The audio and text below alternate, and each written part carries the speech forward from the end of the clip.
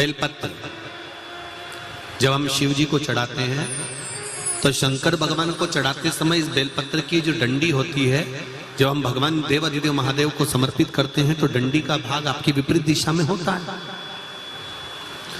जब हम कोई कामना ना करते हुए बेलपत्र को समर्पित करते हैं तो डंडी का भाग विपरीत होता है।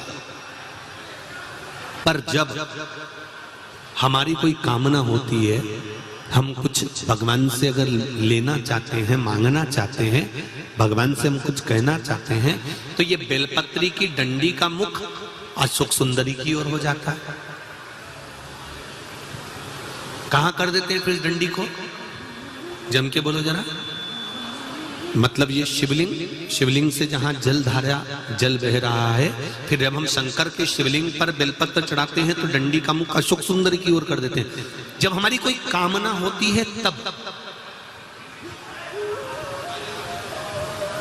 और जब कामना नहीं होती, हम केवल भाव से, दिल से भगवान शंकर को अपना बनाने के लिए भक्ति के बल पर हम शिव को रिझा रहे हैं, तो बेलपत्री का जो डंडी का भाग है वो आपके विपरीत दिशा में।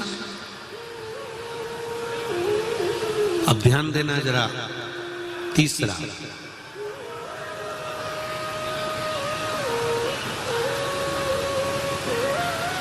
शंकर भगवान को जो बेलपत्र चढ़ती है वो उल्टी चढ़ती है। सब लोग ऐसे ही चढ़ाते हो ना? अरे बोलो तो जम के। मतलब ये जो चिकना चिकना सा भाग है ये शिवलिंग की ओर होता है, ठीक है? पर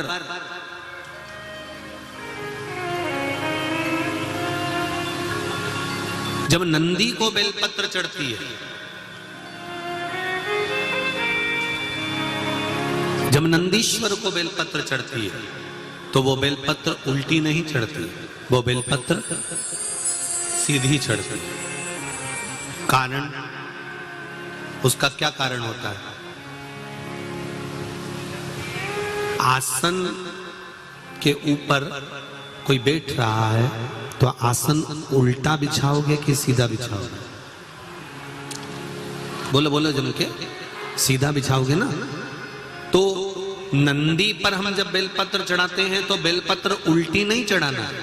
नंदी पर जब हम बेलपत्र चढ़ाते हैं तो सीधी चढ़ाते हैं। उसका कारण क्या है कि नंदी पर भगवान शंकर आसन लगाकर बैठते हैं तो हमारी बेलपत्री का सुख उनको प्राप्त हो जाए।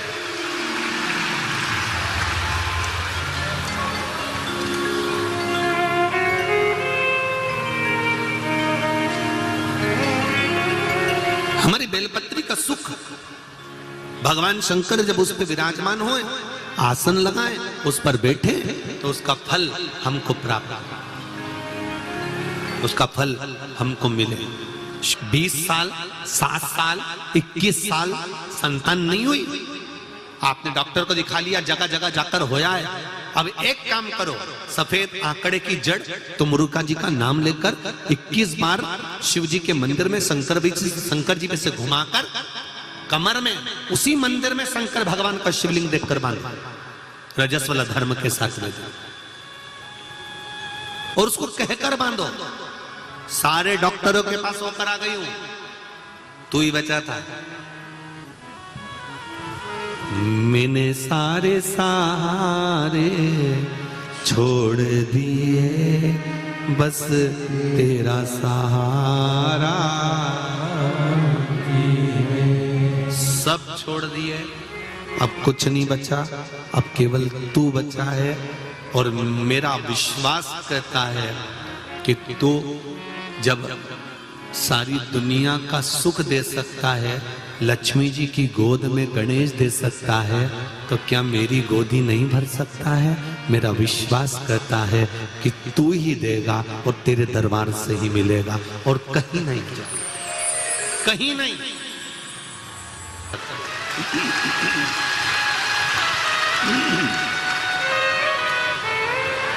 वह भी फलीभूत हो। जैसे कल अपन ने शिवरात्रि का पूजन करा कि नहीं करा? अरे बोलो तो जम के। करा ना सबने? शिवलिंग का निर्माण करा, पूजन करा। आप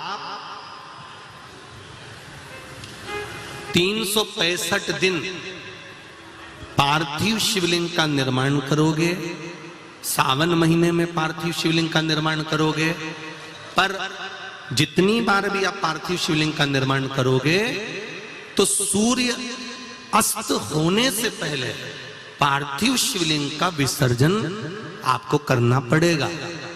पर 12 महीने शिवरात्रि आती है। शिवरात्रि के समय पर, शिवरात्रि के दिन हम दिन में नहीं, रात में 1 पहर, 2 पहर, 3 पहर, 4 पहर में जितना मन बन जाए कि 1 पहर पूजन करूंगी मैं, 2 पहर करूंगी। कल अपन ने कितनी पहर की पूजन करी? जम के बोलो जरा। 1 पहर की पूजन करी। शिव महापुराण की कथा कहती है शिवरात्रि की जो पूजन होती है, इसका मतलब क्या है? शिवरात्रि, इसको ये नहीं लिखा गया शिव डे, शिव दिन, इसको क्या कहा गया है? जम के बोलो जरा। शिवरात्रि। शिव महापुराण की विद्येश्वर संहिता में कुमार खंड के अंतर्गत स्कंद पुराण में जो वर्णन आता है कि 12 महीने शिवरात्रि आती है। जो रोज पूजन करने वाले हैं, रोज पार्थिव शिवलिंग का निर्माण करने वाले हैं, रोज सावन के महीने में शिवलिंग का निर्माण करते हैं, हजारों शिवलिंग बनाते हैं। तुम लाखों शिवलिंग का निर्माण कर लो, पर सावन के महीने में या 365 दिन शिवलिंग बनाओगे तो वो शिवलिंग तुम्हें सूर्य अस्त के पहले विसर्जन करना पड़ेगा। पर शिवरात्रि के दिन जो तुम शिवलिंग का पूजन कर रहे हो वो रात्रि में अगर करते हो तो 1 पहर का करते हो तो 1 पहर की पूजन करने के बाद विसर्जन कर दो। 2 पहर का करते हो तो 2 पहर की पूजन करने के बाद विसर्जन कर दो। 3 पहर का करते हो 3 विसर्जन कर दो। 4 पहर का करते हो तो 4 पहर का करने के बाद विसर्जन कर दो। उसकी महत्वता है शिवरात्रि, उसकी महत्वता शिवरात्रि से। कई लोगों के मन में संशय जाग जाता है कि गुरुजी सूर्य अस्त के बाद क्या हम शिवलिंग की पूजन कर सकते हैं, क्या विसर्जन कर सकते हैं? तो पहले तो अच्छे से समझ लो कि तुम सावन महीने की शिवरात्रि की पूजन कर रहे हो। रात्रि लगी हुई है उसमें कि रात्रि को ही होगी और रात्रि को ही विसर्जन होगा।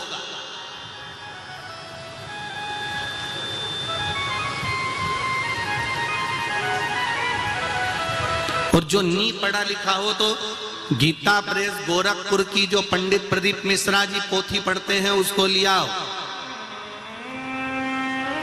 उसका नंबर देखकर।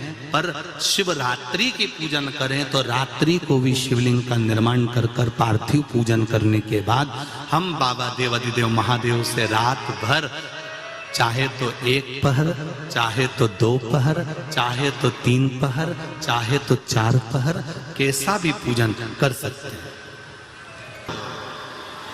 और तो भी मंजिल तक, लक्ष्य तक नहीं पहुंचे हो तो देव ऋषि नारद ने कहा कहीं अगर शिव महापुराण की कथा श्रवण करने को मिल जाए तो दिल लगाकर, हृदय लगाकर 7 दिन, 9 दिन, 11 दिन, जितने दिन की शिव महापुराण की कथा मिले उसको निश्चित समय पर एक आसन पर बैठकर उसको श्रवण कर 1 बेलपत्र शंकर भगवान को समर्पित कर देने से भी मंजिल तक पहुंच सकते है। कष्ट आता है, बीमारी आती है, रोग आता है, थोड़ी तकलीफें बढ़ जाती है तो थोड़ा सा रुको, थोड़ा थामो। यही समझ लो कि मंजिल तक पहुंचना है और थोड़ा कष्ट आ गया है तो परमात्मा के यहां की लाल बत्ती खड़ी हो गई है, थोड़ी देर रुक लो। शिव नाम के मंत्र का जाप करना है तो पहले उनको पंचाक्षर से चालू करना पड़ेगा। और अगर पुरुष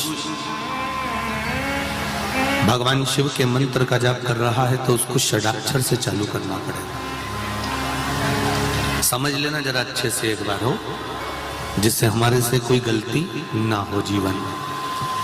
पंचाक्षर मंत्र सब बोलो जरा एक बार। नमः शिवाय। जम के बोलो।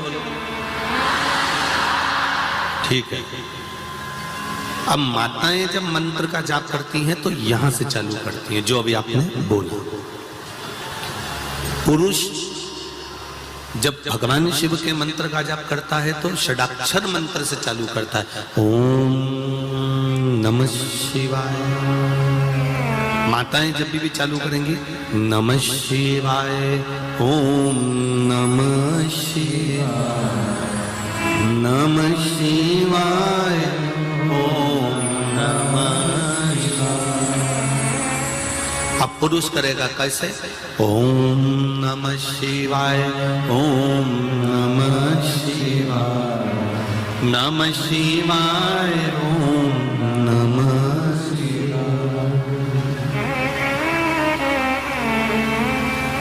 माताओं का पंचाक्षर मंत्र जाप करना और पंचाक्षर मंत्र के बाद षडाक्षर मंत्र जोड़ना, ये वंश की वृद्धि करने वाला।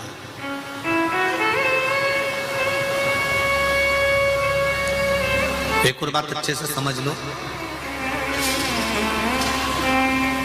किसी